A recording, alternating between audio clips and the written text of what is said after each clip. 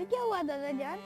फिर मेरे दादा जान ने तलवार उठाई और अंग्रेज अफसर से कहा, जब तक मेरी सांसें चलेंगी मेरे हाथ भी चलेंगे।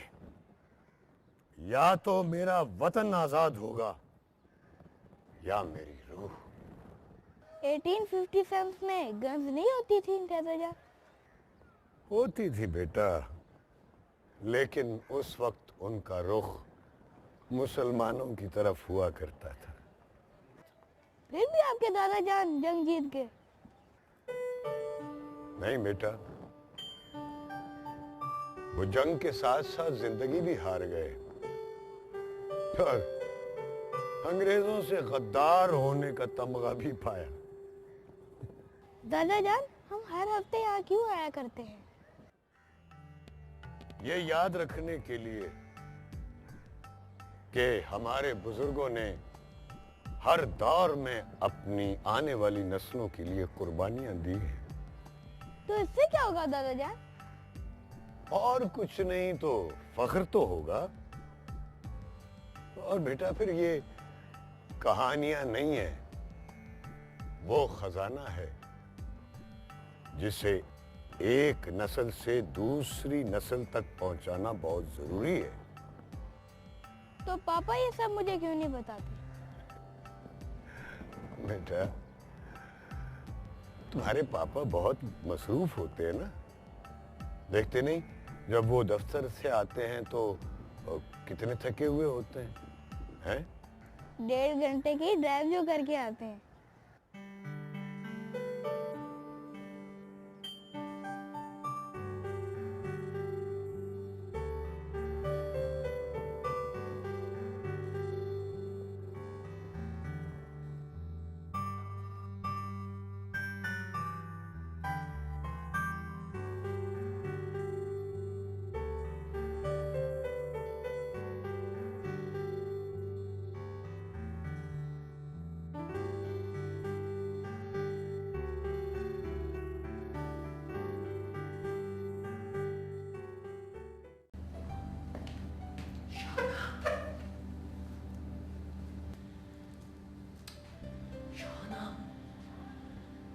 शाहना,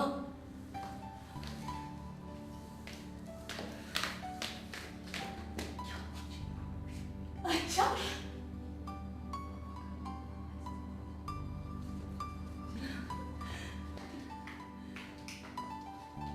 अस्सलाम वालेकुम अम्मी जान। वालेकुम सलाम। मुबारक हो। अरे तो क्या हो गई प्रमोशन? सिर्फ प्रमोशन ही नहीं बल्कि बाकी बातें आपको रात को खाने पर बताऊंगा। आती आप मिठाई खाइए।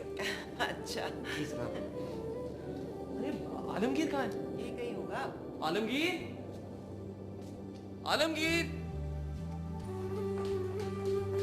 अरे वालेकुम अस्सलाम, कैसा है मेरा टाइगर? ठीक हूँ। अरे अब्बा कहाँ है? वो मुझे छोड़ के रफीक अंकल से मिलेंगे।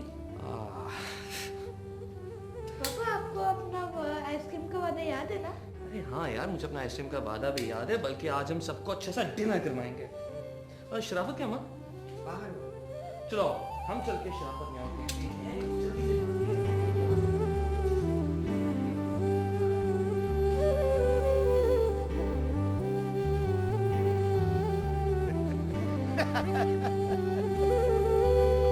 हाँ जी, जब घर में इतनी रौनकें होंगी तो खान साहब को दोस्तों की याद क्यों आएगी भला?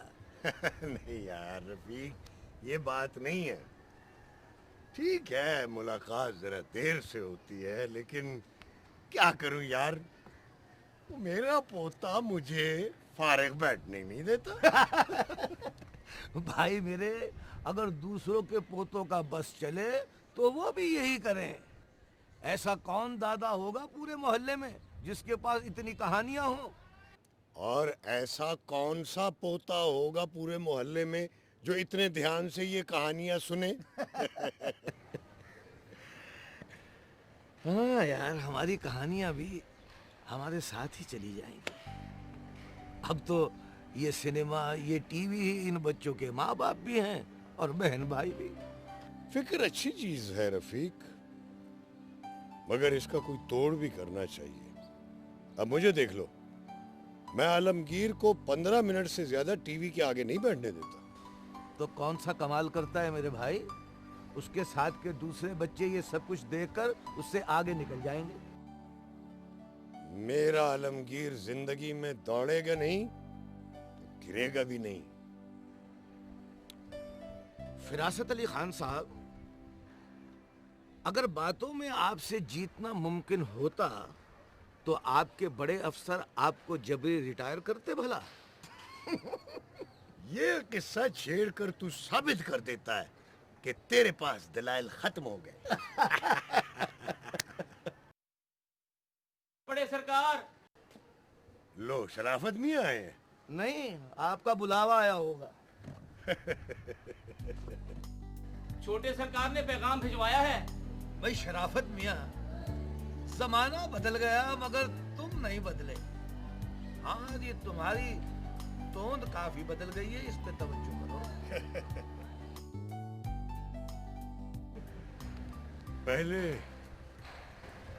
लोग कहते थे, लेकिन यार रफीक, अब मैं भी महसूस करने लगा हूं कि हवेली में वक्त कुछ थम सा गया है। कभी तू मेरे पास आता है तो 5-7 मिनट 10-12 घंटों में गुजर जाते हैं। चल, आइंदा आऊंगा तो खाना तेरे साथ खा के जाऊंगा। वादा? पक्का? हाँ पक्का। जीता। चल भाई शराफत मियां।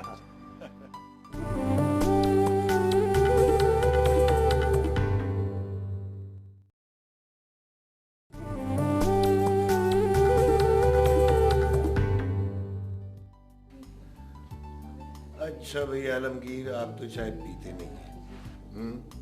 तो आप ऐसा करें, जाएं और सो जाएं। सुबह जल्दी आपको उठना है ना स्कूल जाने के लिए। ये मेरे बच्चे, शब खैर। खैर बेटा। अच्छा जी, खाना तो हमने खा लिया, अब जल्दी से वो खुशखबरी भी सुना दो ताकि हम तुम्हें बाकायदा तौर पर मुबारक दे सके। बॉस बता रहे थे कि उन्होंने मुझे असिस्टेंट जनरल मैनेजर बनने की जो रिकमेंडेशन भिजवाई थी वो मंजूर होके आ गई है। हेड ऑफिस से लेटर भी आ गया है। माशाल्लाह, अल्हम्दुलिल्लाह। अल्लाह तेरा शुक्र है। और मंडे को मुझे नई गाड़ी भी मिल जाएगी और तनख्वाह नहीं बढ़ेगी? अम्मी जान, तनख्वाह तो डबल हो जाएगी और फिर ये सारी चीजें एक पैकेज का हिस्सा है। और क्या क्या शामिल है इस पैकेज में?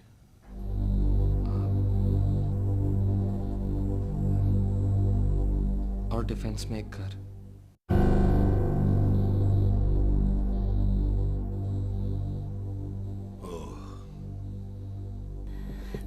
अब्बाजान, आप तो जानते हैं कि आलमगीर के स्कूल की एक ब्रांच भी उसी इलाके में है और फिर जैद का ऑफिस भी करीब पड़ता है। आप तो जानते हैं कि इन दोनों को रोजाना घर पहुंचते पहुंचते 1-1.5 घंटा लग जाता है। और वैसे भी तो तुम दोनों ने फैसला कर लिया है? कैसी बातें करें अम्मी, आप दोनों की रजामंदी के बगैर अगर ऐसा करना होता तो 4 साल इंतजार क्यों करता? तुम क्या चाहती हो शाहाना बेटा?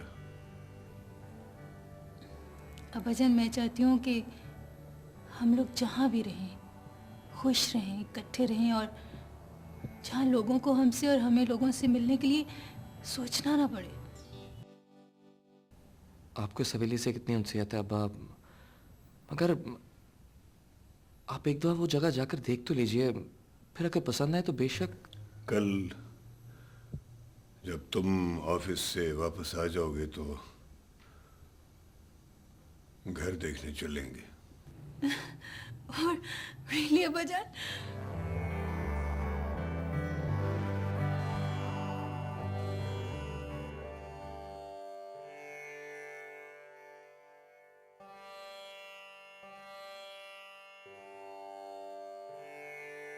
जब मैं बात कर रहा था तो तुम्हें जरूरत क्या थी बीच में बोलने की? इतने सालों में मैं कहीं नहीं बोली सैद। और इस खामोशी ने मुझे कहीं ना कहीं तो लाकर खड़ा करना था, बीच में ही सही। जाने जाने क्या सोचते होंगे मेरे बारे में अब्बाजान। वो हमारा भला ही सोचेंगे। और फिर पहले की बात और थी, अब तो कंपनी ने तुमको घर दिया है।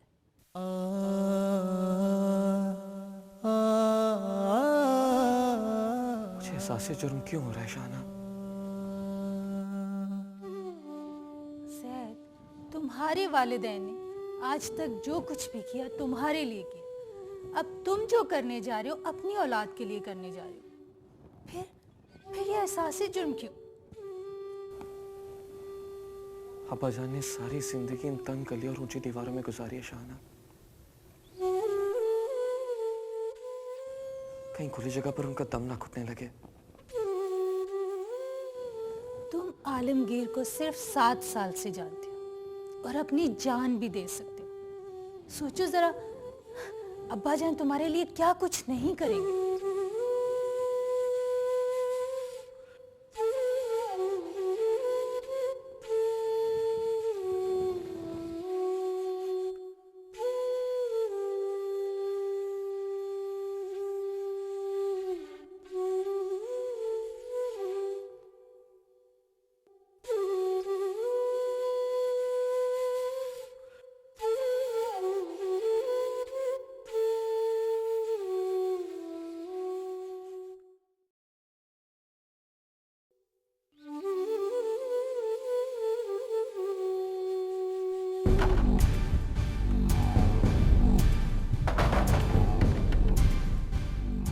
क्या हुआ अब्बाजान? कुछ नहीं हुआ बेटा। अब ये बताइए आपकी दादी जान कहाँ है? अम्मा?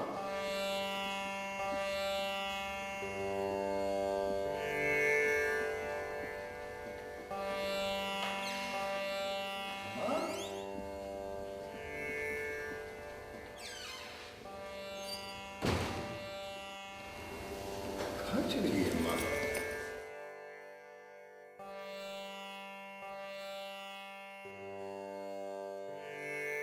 अम्मा?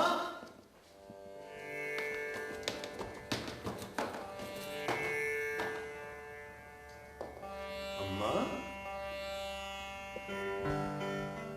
आप यहाँ क्यों बैठी? चलिए। मैं नहीं जाऊंगी, फरासत, मैं इस घर से नहीं जाऊंगी। मैं यहीं रहूंगी।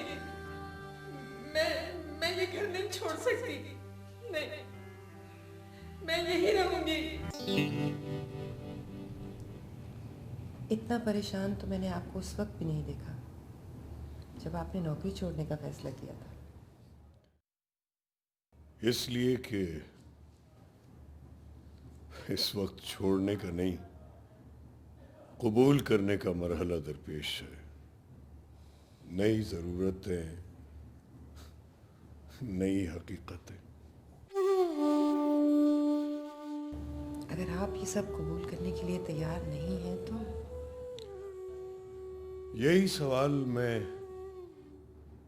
अपने आप से भी पूछना चाहता था नाइला बेगम। जवाब तो नहीं मिला, अलबत्ता एक इशारा मिल गया है। तो क्या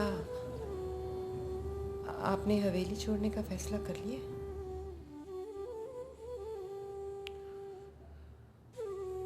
जब इस सवाल का जवाब मिल जाएगा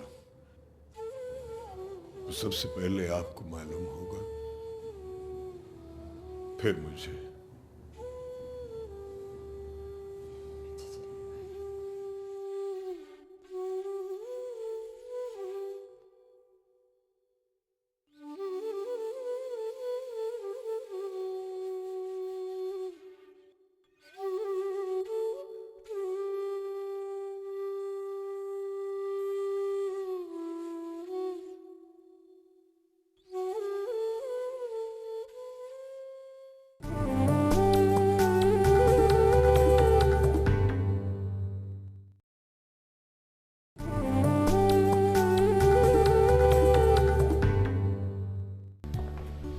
जीएम साहब रहते थे और पूरा घर फर्निश्ड है, कमी है तो सिर्फ हमारी।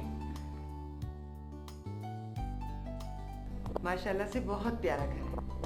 और कमरे तो इससे भी ज्यादा अच्छे हैं।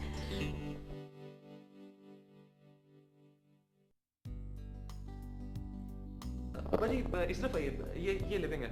आइए प्लीज। अम्मी आप ही।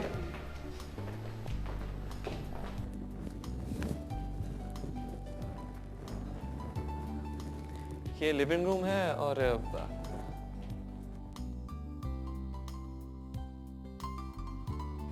ये डाइनिंग। भाई वाह, यहाँ तो रोज पार्टी हो सकती है ना?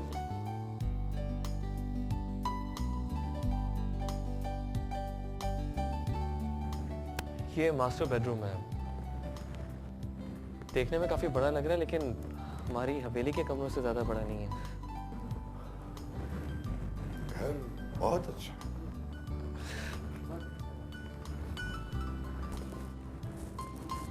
और ये है आप दोनों का कमरा। अब इसमें कुछ चेंजेस करनी है, कुछ सामान हटेगा, कुछ नया आएगा। घर तो वाकई अच्छा है, अच्छा है। बाकी बातें हवेली में करेंगे।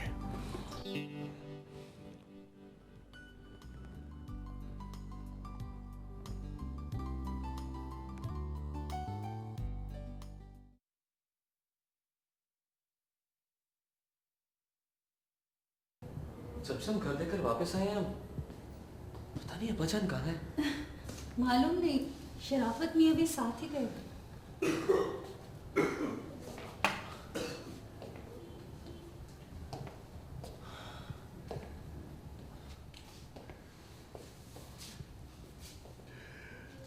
कल दोपहर तक सामान की पैकिंग मुकम्मल कर लेना शाहना बेटा। शराफत मियां आते ही होंगे मजदूरों को लेकर, भारी सामान में मदद करवा देंगे।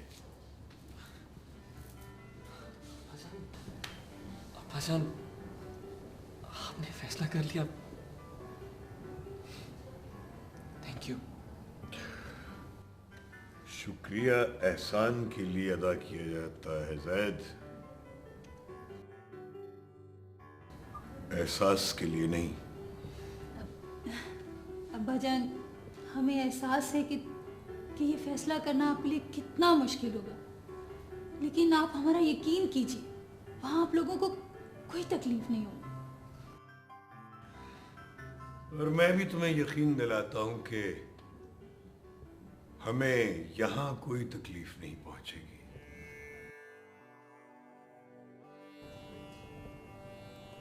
क्या मतलब? क्या हम साथ नहीं जा रहे? अगर आपको हैरत इस बात पर है कि यह फैसला आपके मशवरे के बगैर किया गया तो बजा है, और अगर हैरत इसलिए है कि आपको मालूम नहीं था तो बेजा है।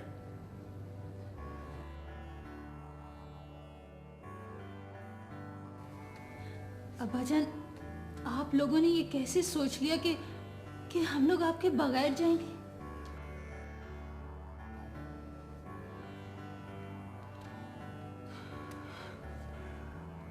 बेटा मुझे इस बात की खुशी है कि आप हमारे बगैर जाएंगे, लेकिन हमारी इजाजत के बगैर नहीं।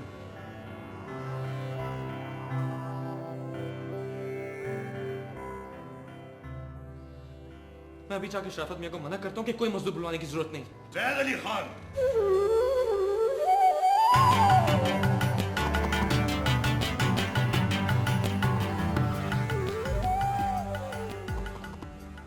मुझे याद नहीं पड़ता कि आज तक मैंने कोई हुक्म दिया और तुमने हुक्म अदूली किया।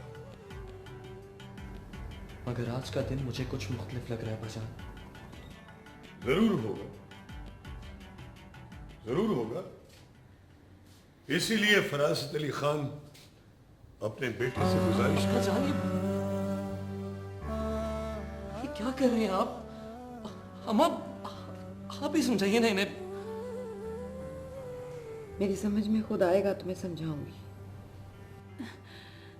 अब्बा जान, हम आपके बगैर कैसे चले जाएं? हमें जो कुछ भी मिला है आपकी दुआओं से मिला है। अगर तुम मानती हो तो फिर ये भी जानती होगी कि कोई अपने हक में बद्दुआ नहीं करता।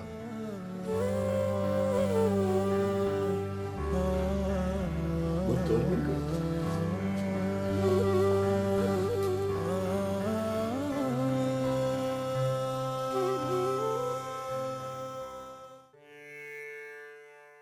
नहीं शहाना, मैं इस तरह से कैसे कर सकती हूँ? अम्मी जान, अगर आप ऐसा नहीं करेंगी तो एहसास जुर्म हमें जिंदा नहीं रहने देगा। और फिर जैद को तो आप जानती हैं ना।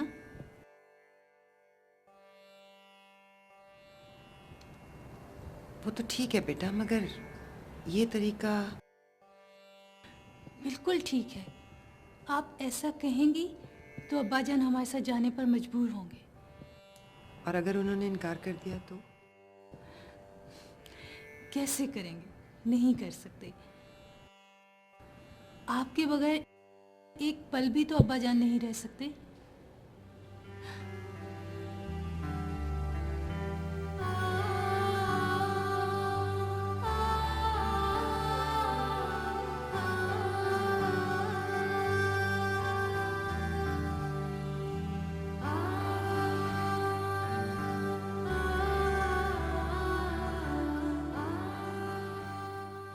ओहो, इसका मतलब ये हरगिज नहीं है नायला बेगम कि मैं उसे रोक रहा हूं। तो फिर मान जाइए ना, जिद क्यों कर रहे हैं? मैं जिद नहीं कर रहा, जैद का रास्ता आसान कर रहा हूं। हमारा वहां कोई काम नहीं है। क्या मतलब है आपका? जैद क्या हमें वहां काम करवाने ले जा रहा है? मेरा मतलब है कि मैं अचानक महसूस करने लगा हूं कि जैद यहां माजी में रह रहा है। अगर हम वहां भी उसके साथ चले गए तो फिर उसके वहां जाने का फायदा? जैद हमारा बेटा है। वो अपने फायदे में, अपने नुकसान में हमें अपने साथ रखेगा। आप उसके लिए मुश्किल पैदा इसलिए कर रहे हैं कि आप उसे खुद से दूर जाने की सजा देना चाहते हैं। नायला, जो मर्जी कहिए, मैं जैद को सजा नहीं दूंगी। मैं उसके साथ जाऊंगी।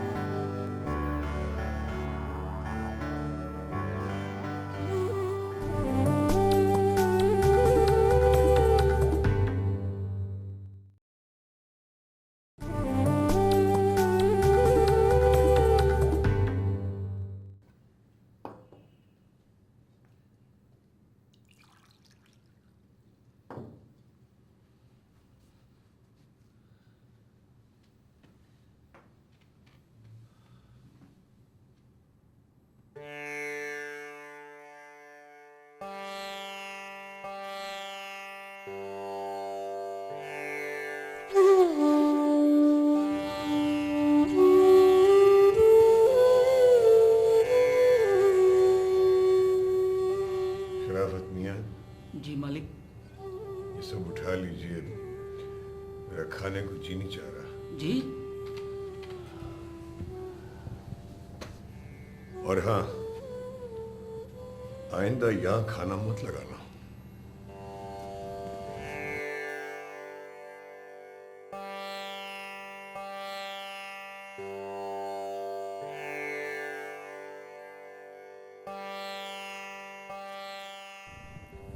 क्या है ये? तब्दीली का परवाना। बड़े साहब मेरी कारकर्दगी की वजह से मुझे इस्लामाबाद भेजना चाहते हैं। और तुम क्या चाहते हो? मैं तो वही चाहूंगा जो आप चाहेंगी अम्मा।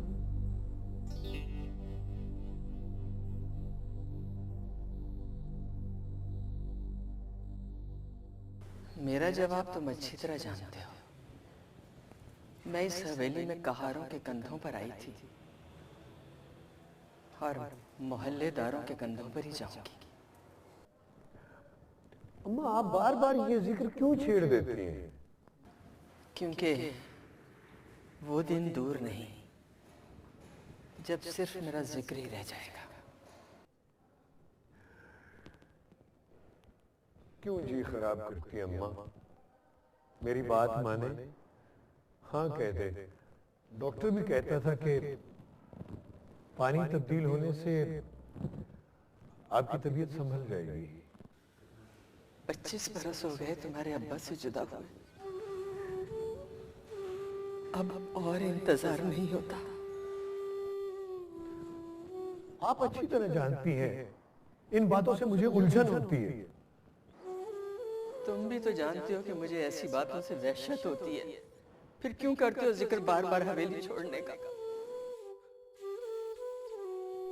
ईंट गारे की बनी हुई ये इमारत आपके लिए अपने बेटे से ज्यादा अहम है।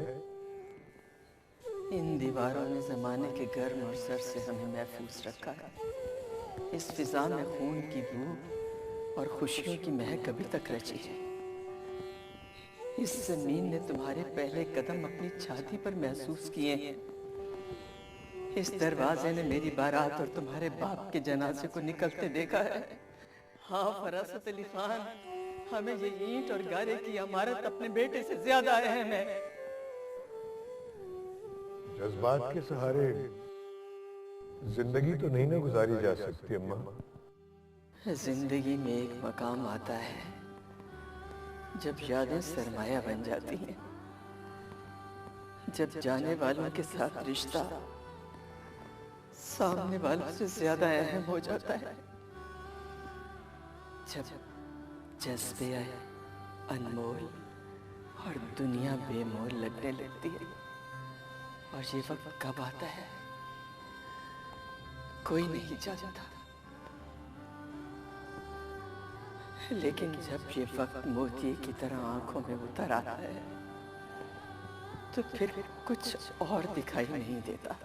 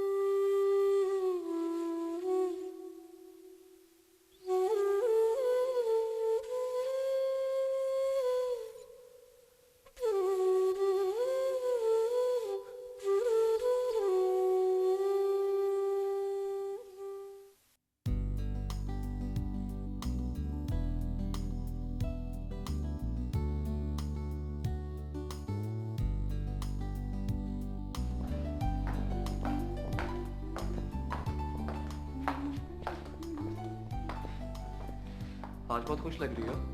बात ही ऐसी है। आज अम्मा, अब्बा और इमराना खाने पे आ गए। इतनी जल्दी? अभी कल ही तो हम लोग। तो क्या हुआ, याद नहीं? वो लोग आखिरी दफा ईद पर ही तो आए थे। तो अभी ईद गुजरे 1 महीना भी नहीं हुआ। पहले तो आप हर वक्त उन्हें बुलाने पर इसरार करते थे, अब क्या हो गया? पता नहीं। अगर उन्हें बुलाना इतना ही जरूरी है तो उन्हें लंच पर बुला लो। मगर अम्मी अब्बा आपसे हो भी तो- सकता है मैं और अम्मी शाम को हवेली का चक्कर लेते हैं।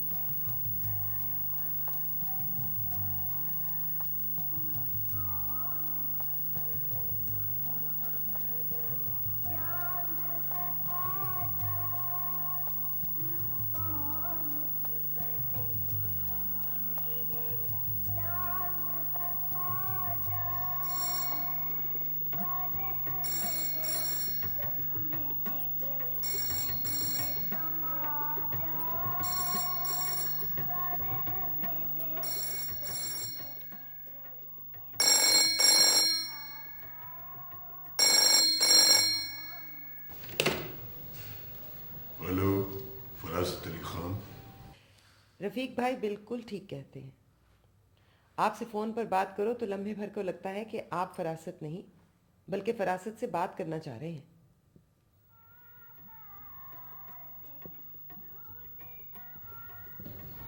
दवा खा लिया आपने? जी, कम से कम मुझे तो अपना ख्याल है ना। तो गोया मुझे आपकी परवाह नहीं है। होती होगी, तभी तो आप मुझसे बात कर रही हैं। जैद कल रात से बहुत परेशान है। सुबह वो नाश्ता भी ठीक से करके नहीं गया। आपको ऐसा नहीं लगता कि आपको देख देख कर जैद की परेशानी बढ़ती होगी? मैंने आपसे झगड़ने के लिए आपको फ़ोन नहीं किया। अगर आपको समझाने से झगड़ा होने का एहतमाल है तो हमारी बाकी उम्र झगड़ती हुई गुजरेगी। अब जैद कोई आपकी बेटी तो है नहीं जिसके घर का पानी भी आप खुद पर हराम करार दें। जब तक जैद अपनी नई जिंदगी से पूरी तरह दोस्ती नहीं कर लेता, हमारा उससे दूर रहना ही बेहतर है। हमने उसे अपने अरमानों का खून पिलाकर इतना बड़ा इसलिए नहीं किया है कि आखिरी उम्र में वो हमें छोड़ जाए। कोई किसी को नहीं छोड़ रहा नायला बेगम। हमने उसे चलना सिखाया है, अब उसने उड़ना है। तो क्या अब उसे हमारी ज़रूरत नहीं है या हमें उसकी ज़रूरत नहीं? जरूरत ही तो इस रिश्ते की बुनियाद है। जब वो छोटा था तो उसे जिंदा रहने के लिए हमारी जरूरत थी और हमें मुस्कुराने के लिए उसकी जरूरत थी। अब वो जवान हुआ है तो उसे तनावर दरख्त बनने के लिए हमारी दूरी की जरूरत है। और हम, क्या हमारी कोई ज़रूरत उससे जुड़ी हुई नहीं है? हमारी हर जरूरत अब एक दूसरे से जुड़ी हुई है नायला बेगम।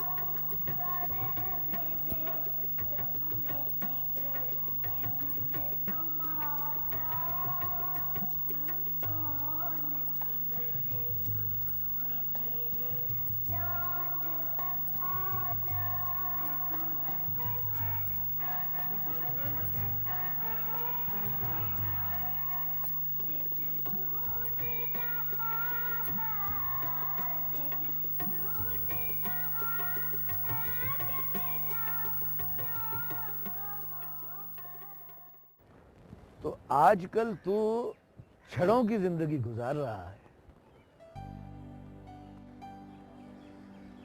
जो मैं गुजार रहा हूं रफीक, ये जिंदगी तो नहीं, ये तो पता नहीं क्या है। जिंदगी से तो मोहब्बत होती है,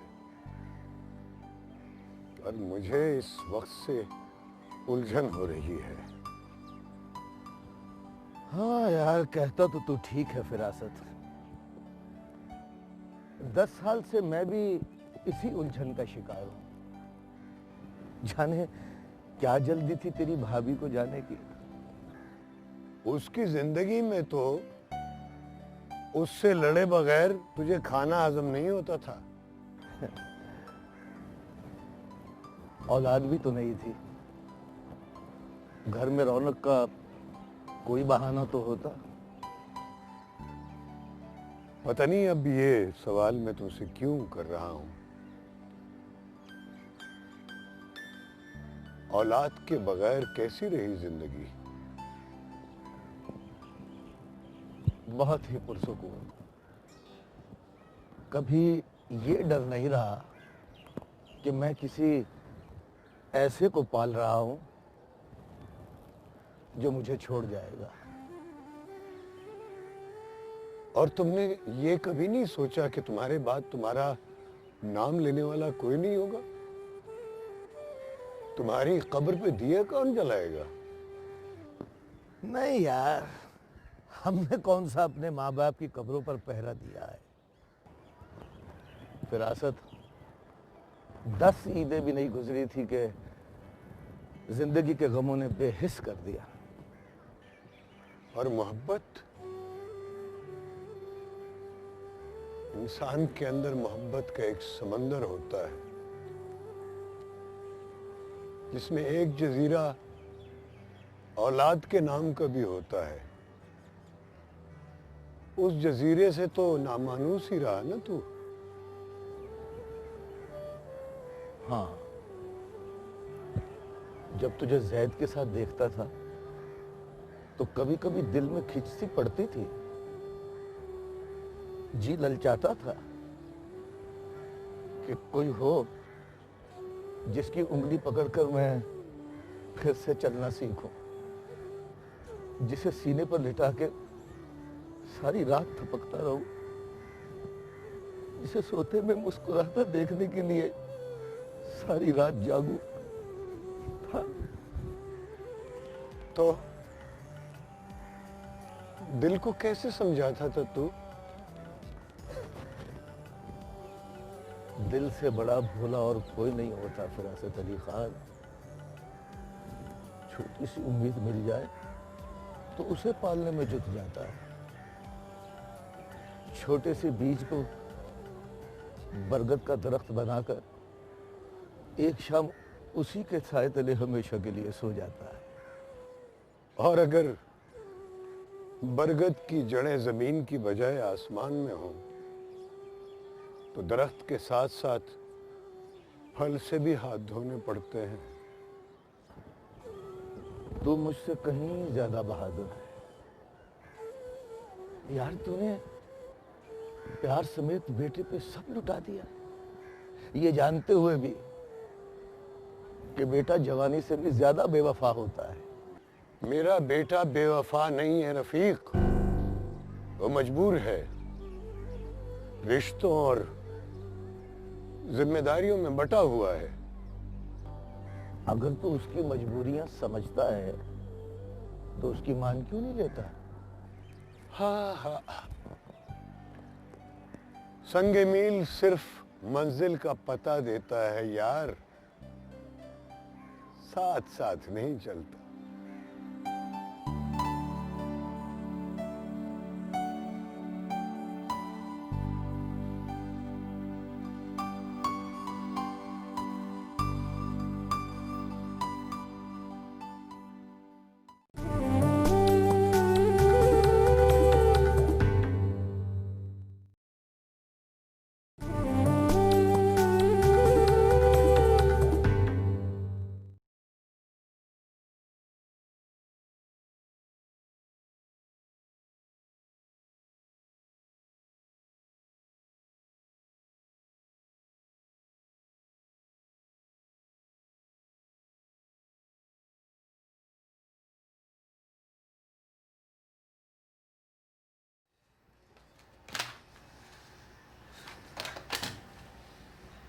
निकल, फाइनल ड्रेसेस की कोटेशन अभी। मैं फिर बात करता हूँ। वाइन इंडस्ट्रीज की कोटेशन इत्तेफाक से सिग्नेचर के लिए मेरे पास आ गई थी। I am sorry sir, actually वो आपका एक्चुअली कंपनी को 1.5 करोड़ में कास्ट कर सकता था mister Zaid. I have nothing to offer in my defence sir. आपको एजीएम की पोस्ट संभाले 1 हफ्ता भी नहीं हुआ। ये बात आपके हक में भी जा सकती है, आपके खिलाफ भी। Depending how I feel today, carry on.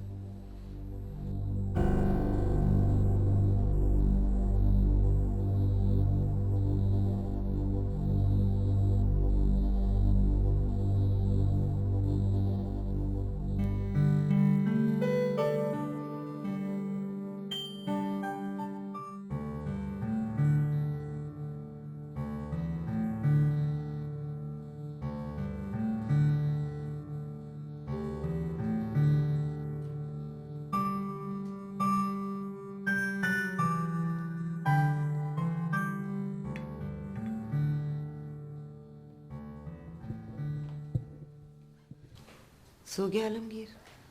जी अम्मी, कोई बात हुई अब्बा जान से? हाँ हुई, ना होने के बराबर।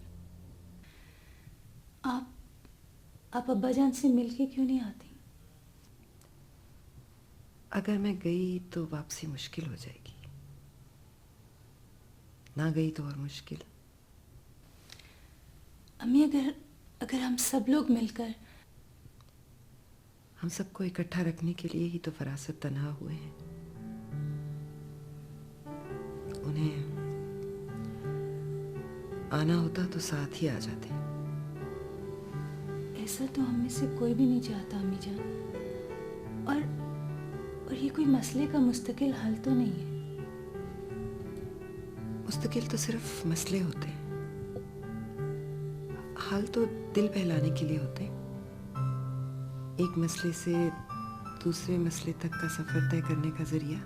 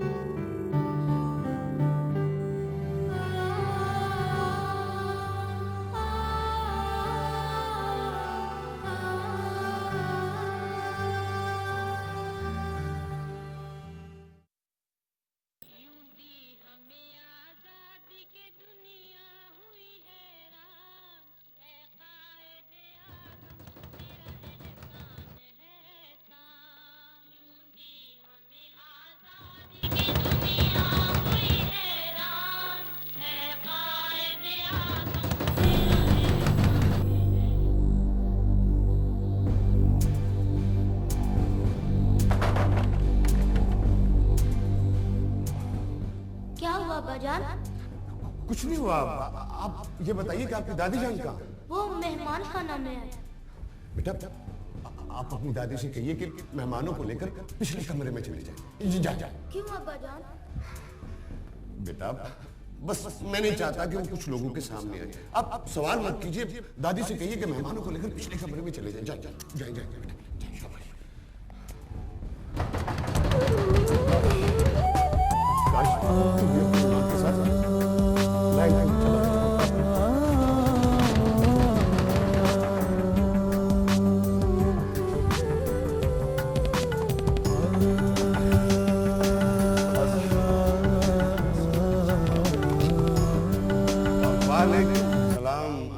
भाई अल्हम्दुलिल्लाह। कैसे? मैं ठीक हूँ अल्हम्दुलिल्लाह, मैं ठीक हूँ। आप कहिए भाई, सब खैरियत है ना? रियासत अली खान साहब, आप तो जानते हैं कि पाकिस्तान के वजूद में आने के बाद वहाँ के मुसलमानों की क्या हालत है। हाँ, लाशें भर भर के ट्रेनें आ रही हैं। मेरी बीवी 3 साल की बच्ची, इंसान नहीं, दरिंदे हैं वो। बस दरिंदे हैं। भाई जानता हूँ और मानता हूँ कि ये सब कुछ ठीक नहीं हो रहा। क्या ठीक नहीं हो रहा रियासत अली साहब? हम ईंट का जवाब पत्थर से देना चाहते हैं। और इस काम के लिए हमें आपकी मदद की जरूरत है। देखिए भाई, अव्वल तो मैं इसके हक में नहीं हूँ, फिर भी मैं इस मदद की नौयत जान सकता हूँ। सुना है आपने गैर मुस्लिम को अपने घर में पनाह दे रखी है। ये आपसे किसने कह दिया? देखिए रियासत अली साहब, हम आपकी चार दीवारी की बेहुरमती नहीं करना चाहते। बराए मेहरबानी आप इन गैर मुस्लिमों को हमारे हवाले कर दीजिए। देखिए साहब, गैर मुस्लिम वो बाद में है, पहले मेरे पड़ोसी थे। और हाँ, मैंने इन्हें पनाह दी थी, मगर कल रात। झूठ बोलता है ये, झूठ बोलता है, मैंने खुद देखा है। नहीं, मैंने खुद देखा है, झूठ बोलता है ये। भाई मेरी बात सुनो, भाई मेरी बात सुनो, भाई मेरी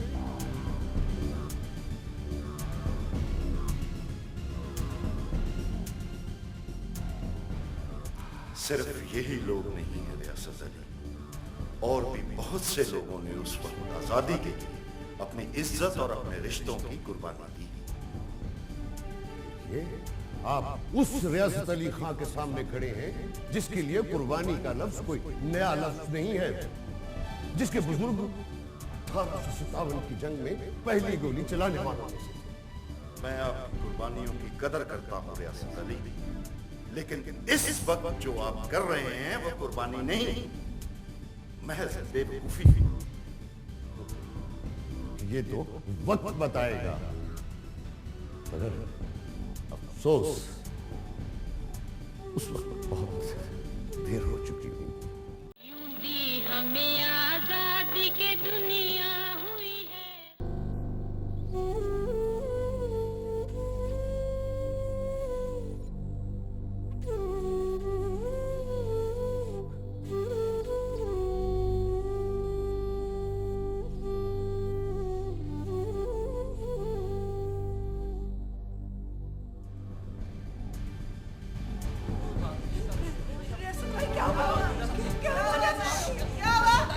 कोई नहीं, कोई नहीं, आप लोग बिल्कुल इत्मीनान से बैठे, मेरी बात सुनिए। बताइए तो सही क्या हुआ। आप लोग बिल्कुल आराम से।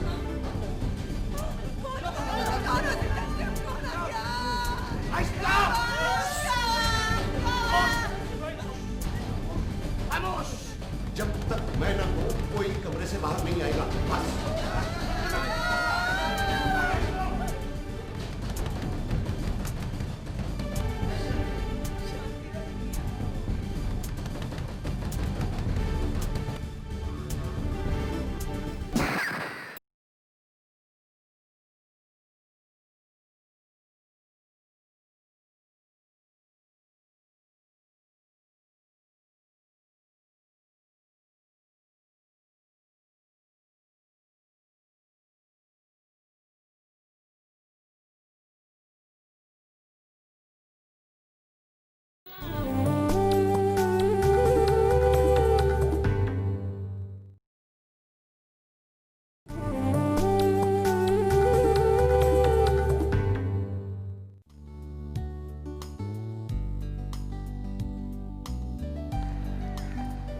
दादी जान, अब और कितना चलना है? ये अभी तो हमें चलते हुए 10 मिनट नहीं हुए, तुम अभी से थक गए हो? तुम्हारी उम्र में हम 10-10 कोस का फासला पैदल तय किया करते थे। ये कोस क्या होता है दादी जान? ये तो तुम्हें उस वक्त पता चलेगा जब तुम्हारे पोते पोतियां तुमसे पूछेंगे ये मील क्या होता है दादा जान। अब और नहीं चला जाता दादी जान। मंजिल सामने हो ना तो थक कर रुका नहीं करते। दादा जान,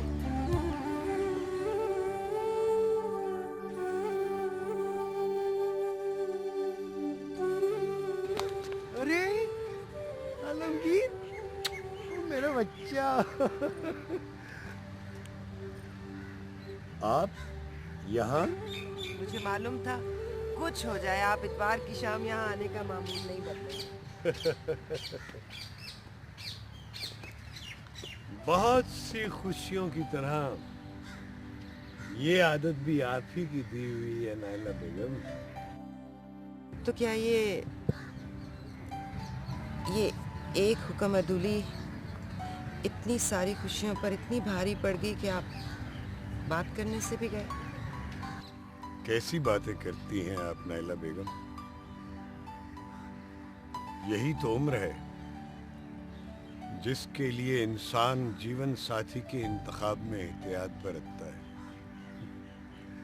और अब इसी उम्र में आपसे खफा हो जाए?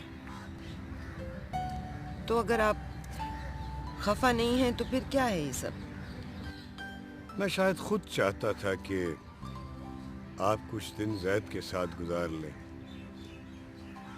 क्योंकि आपके लिए अचानक ये तब्दीली कबूल करना आसान नहीं था। मगर मैं ये भी जानता हूं कि बहुत जल्द आपको अपने आप से उलझन होने लगेगी।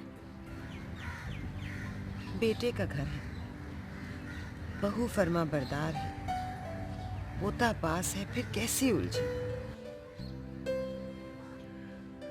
सितारे और सैयारे अपने अपने मदार में ही घूमते अच्छे लगते हैं नाइला बेगम। उफ, फरासत खान साहब, आप और आपके ये लेक्चर्स। ये बताइए खाने का क्या करते हैं आप? भूख लगती है तो खा लेता हूँ। शराफत मियाँ बहुत ख्याल करते हैं मेरा। यानी आपको हमारी याद जरा भी नहीं आती? नींद का तो पता नहीं है,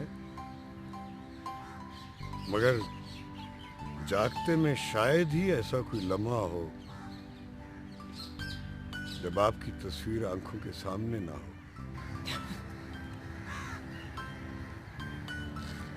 इस उम्र में ये जवानों वाले चोंचले अच्छे नहीं लगते आपको देखकर ही तो फिर जवान होने को दिल चाहता है। याद है ठंडी सड़क पर टप-टप की वो पहली सैर? मैं स्कूल के बाद देर तक घर जाने को नहीं चाहता। और वो अचकन कितनी भली लगती थी आप पर। आपके वो दौर, आपकी वो शान। आदिल मिर्जा के यहाँ तो वो दिल्ली के नवाब आपको खानदानी नवाब समझकर फर्जंदी में लेने के दर पे हो गए थे। खानदानी तो खैर हम अब भी हैं, मगर आपके सामने किसी का चिराग पहले जला ना अब। ये इतनी बातें आपको पहले तो नहीं आती थी? आती थी, लेकिन शायद कहने का सलीका नहीं आता था। अच्छा जी, तो अब कौन है वो जिसने आपको इतना ज़ौक दे दिया? तन्हाई। मुझे लगता था पहले कि मैं अपने आप से खुद बातें करता हूं, लेकिन अब महसूस हुआ कि मैं और आप दो कब थे।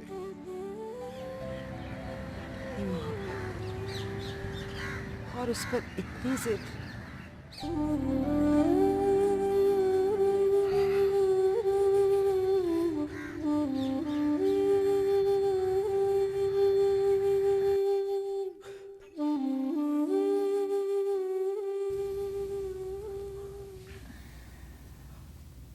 आलमगीर बेटा, आपने बताया ही नहीं कि 3 रोज से आप ताजान से मिलने पार्क जाते रहे हो। आपने पूछा ही नहीं। इस बात का शाना,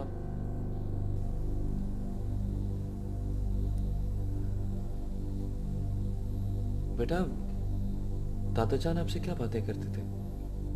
वो तो दादी जान से बातें करते रहते, मुझसे तो सिर्फ खेलते। अम्मी जान को ये सब कुछ करने की भला क्या जरूरत है? अब्बा जान को मनाना इतना आसान नहीं है शाहना। उस हवेली ने मुझ समेत कई नस्लों का बचपन देखा है। मुझे तो लगता है कि हम सबको दोबारा एक होने के लिए वापस जाना होगा। अब्बाजान कहते हैं कि चिड़िया का बच्चा घोंसले से पहले एक बार गिरता और फिर बार बार।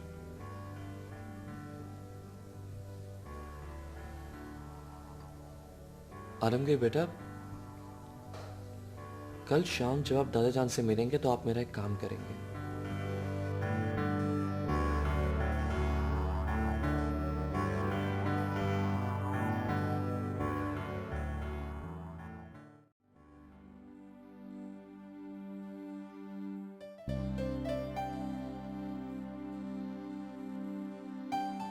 दादा जान, आप डैड से ज्यादा प्यार करते हैं या मुझसे? प्यार थोड़ा या ज्यादा नहीं होता आलमगीर। प्यार तो होता है या नहीं होता, मगर प्यार तोला जा सकता तो मेरी मोहब्बत यकीनन तुमसे ज्यादा होती। तो आपको मेरे बगैर नींद कैसे आ जाती है दादा जान? तुम इतने जालिम भी हो सकते हो जैद। बच्चा है ना, इसे ये सब कुछ। जैद क्या समझता है कि वो मुझसे दूर रहकर मैं उससे बदला ले रहा हूँ, या मैं उसकी तरक्की से खुश नहीं हूँ, या मुझे उससे मोहब्बत नहीं है? आपसे बहुत मोहब्बत करता है वो, शायद इसलिए उसने। नहीं नाइला बेगम, वो इस वक्त अना के हाथों में खेल रहा है, और अना और वफा तो वैसे भी एक दूसरे की जिद है।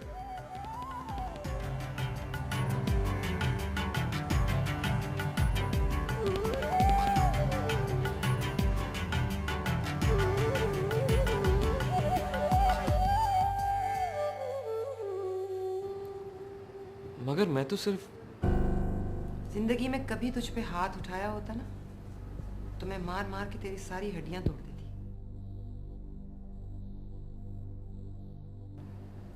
अब्बा जी नहीं समझते तो कोई बात नहीं, मगर आप भी। हाँ मैं भी, क्योंकि तू उस शख्स को तोड़ने की कोशिश कर रहा है जो पहले ही मोहब्बत में रेजा रेजा हो चुका है।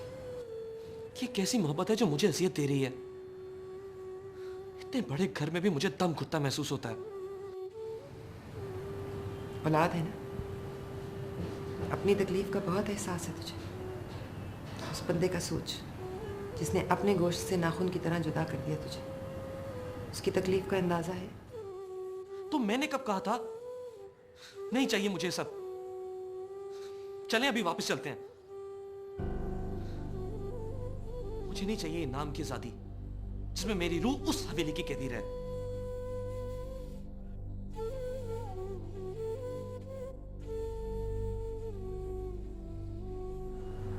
उस हवेली का कैदी तो फरासत अली खान है जैद, जिसने आइंदा नस्लों की रिहाई के लिए अपनी बाकी की उम्र गिरवी रख दी।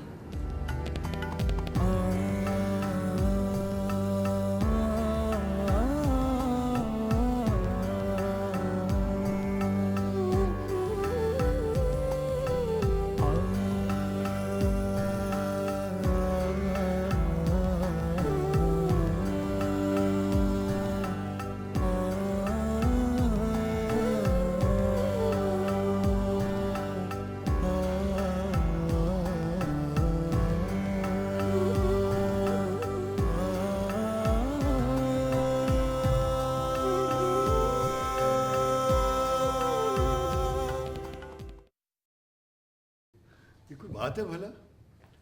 मैंने क्या कोई जुर्म किया है, कोई गलती की मैंने? हैं? बताओ। बस कर, अब जाने भी दे यार, इतनी बड़ी बात नहीं हुई है।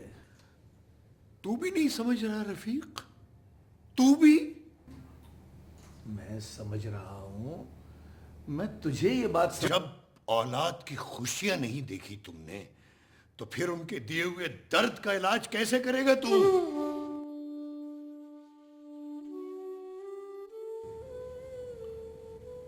तू ठीक कह रहा है फिरासत। मैंने औलाद की खुशियां देखी हैं, न दर्द। मगर हम दोनों में एक कदर तो मुश्तरक है दोस्त, औलाद से मोहब्बत। हम दोनों औलाद की खुशी में कुछ भी कर जाते हैं, और तूने तो कर भी दिया है।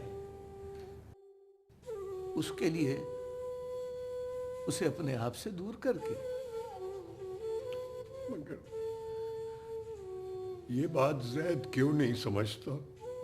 समझेगा, जरूर समझेगा, जब वो इस मोड़ पर पहुंचेगा। तब तक शायद तू एक याद बन चुका हो, मगर यही याद जैद को सही रास्ता दिखाएगी।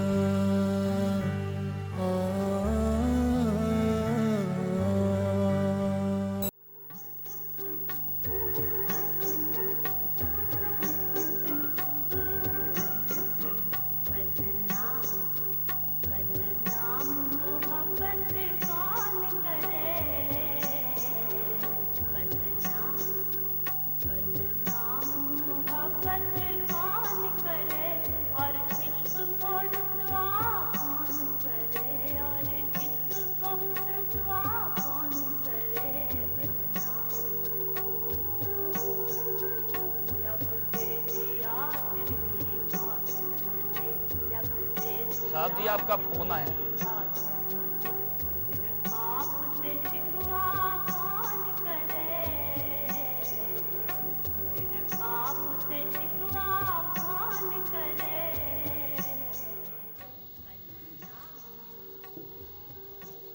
हेलो। हेलो फरासत, क्या बात है? आप खैरियत तो है? सब ठीक है नैला बेगम, बस आपकी याद आ रही थी। ये वक्त तो नौजवान लड़के लड़कियों के आपस में बात करने का है, और हमारा ख्याल था कि शायद ये महबूब से बात करने का वक्त है। आपकी बातें सुनकर जी चाहता है मैं 5-7 साल यहीं पड़ी रहूं।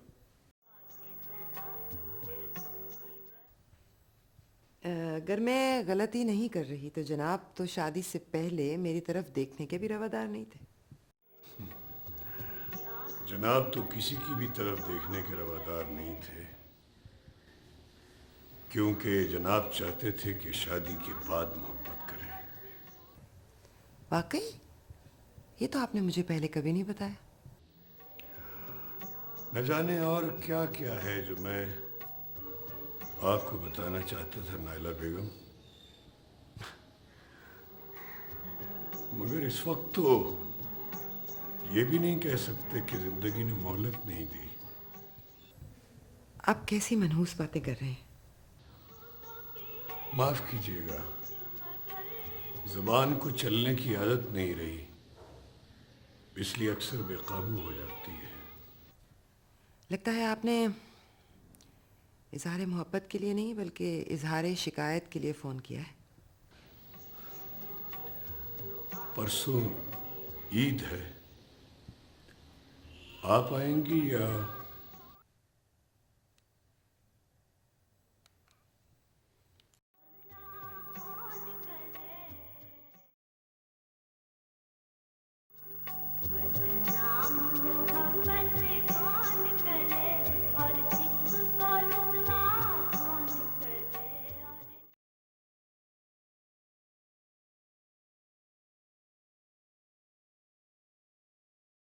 अच्छा जी, तो मेरा बेटा बकरे को 4 दिन लिए लिए फिरता है। वाह। लीजिए हमें जान, गोश्त की तकसीम तो हो गई, अब जरा हम भूखों में भी राशन तकसीम कर दीजिए।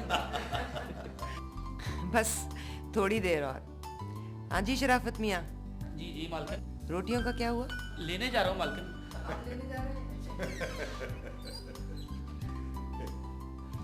अच्छा ये बताओ कि तुम दोनों रात का खाना यहीं खाओगे या कहीं बाहर? अम्मी मेरा ख्याल था कि हम लोग सब मिलके। नहीं, हम दोनों नहीं जा सकेंगे। वो आज रफीक भाई और कुछ लोग आ रहे हैं रात के खाने पर। तो ठीक है, कल लंच पर ही चलेंगे। नहीं जैद, तुम समझ नहीं रहे बेटा। मैं अब तुम लोगों के साथ नहीं जाऊंगी।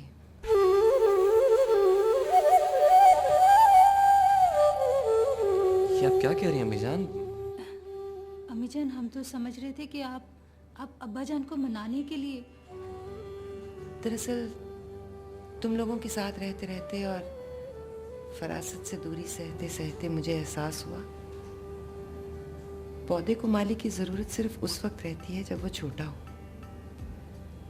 पौधा जब पेड़ बन जाए तो उसे माली की हिफाजत की नहीं, उसकी मोहब्बत की जरूरत होती है। और मोहब्बत तो दूर रहकर भी की जा सकती है ना। मुझे आपकी इन तौजीहात की नहीं, आपकी जरूरत है। और फिर ईद की छुट्टियां खत्म होते ही उल्टे कदम चलकर कोई मंजिल तक पहुंच सका है भला? मैं ऐसा सफर नहीं करना चाहता जिसके हर मोड़ पर मैं आपसे दूर होता जाऊं। मुझे डर उस दूरी से लगता है जैद, जो दिखाई नहीं देती। और हम तो तुमसे एक सोच की दूरी पर हैं। उंगली पकड़कर भागना कोई नहीं सीखता, और हम तुम्हें दौड़ में सबसे आगे देखना चाहते हैं। भागने से ज्यादा मेरे लिए आपके साथ चलना जरूरी है। हमारी दुआएं तो हमेशा तुम्हारे साथ रहेंगी, मगर हम नहीं होंगे। अब तुम्हें अपनी जिंदगी खुद जीनी है, अपनी गलतियां खुद करनी। अब्बा जान,